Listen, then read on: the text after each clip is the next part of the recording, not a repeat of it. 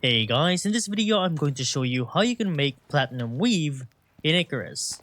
Now first things first, over on your tech tree, right around the tier 3 category, the one thing that you should learn is the advanced textiles bench. Once you learn this blueprint, you're also going to learn the recipe for platinum weave. And I already have it set right here at the top of my base, as you can see right here.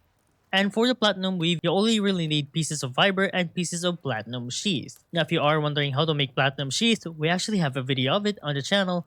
So if you want to learn more, you might want to check it out.